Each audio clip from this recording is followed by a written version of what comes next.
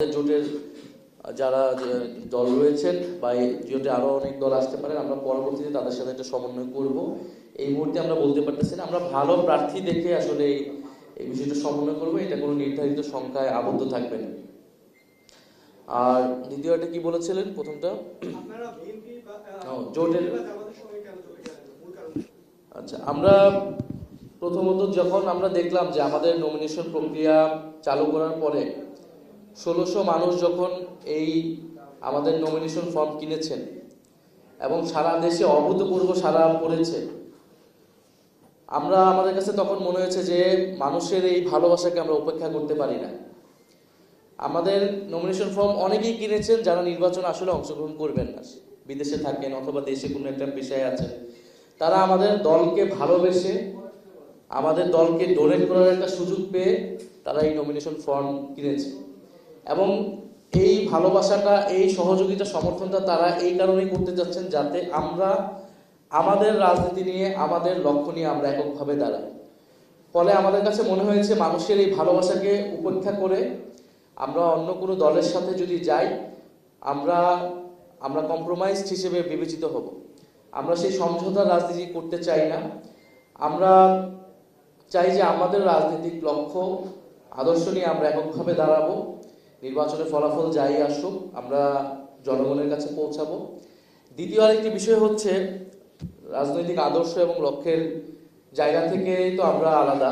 আমরা বারবার বলেছি, যদি গণ অভ্যুত্থানের পরে ফ্যাসিবাদ বিরোধী রাজনৈতিক দলগুলা জনগণের আকাঙ্ক্ষা অনুযায়ী, সংস্কারের আকাঙ্ক্ষা অনুযায়ী, তরুণ প্রজন্মের আকাঙ্ক্ষা অনুযায়ী রাজনীতি পুনর্গঠিত করত, নিজেদের দলের ভিতরে সংস্কার আনতো, নিজেদের নীতি আদর্শকে আরো ঠিক করত, তাহলে এনসিপির জন্মের প্রয়োজন ছিল না। এনসিপি 7 মাস অপেক্ষা করেছে যাতে বিদ্যমান রাজনৈতিক দলগুলো একটা সমঝোতায় এসে আমাদের তরুণ প্রজন্মের গণ অভ্যুত্থানের আকাঙ্ক্ষা বাস্তবায়ন করে।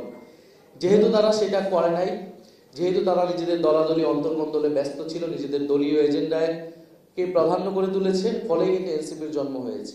এবং আমরা দেখতে পাচ্ছি যে সংস্কার ছিল গণ অভ্যুত্থানের পরে অন্যতম প্রধান এজেন্ডা। দ্বিতীয় এজেন্ডা ছিল বিচার।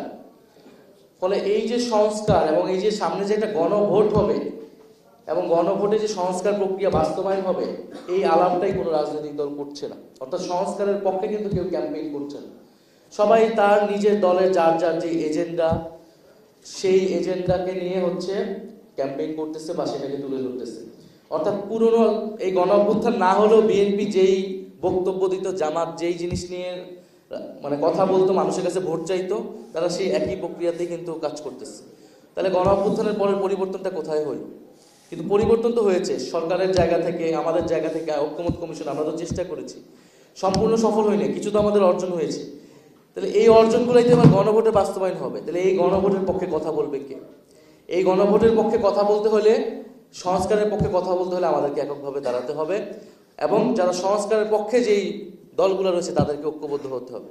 সেই জায়গা থেকে কিন্তু আমরা সিদ্ধান্ত নিয়েছি যে আমরা যারা সংস্কারের পক্ষের দলগুলো রয়েছে, আমরা তাদেরকে নিয়েই জোট করবো এবং তাদেরকে নিয়ে আমরা আলাদাভাবে বিএনপি জামাতের বাইরে নির্বাচনে অংশগ্রহণ করব।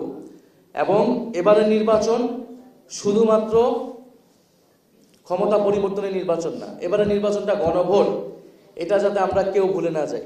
বলা হচ্ছে প্রার্থী দেখে ভোট দিবেন নাকি মার্কা দেখে ভোট দিবেন, কিন্তু ভোটটা যে গণভোট, ভোটের অন্যতম প্রধান প্রশ্ন হচ্ছে হ্যাঁ অথবা না। এই কথাটা কেউ বলছেন, আমরা এই কথাটাই বলার জন্য নির্বাচনে অংশগ্রহণ করতেছি।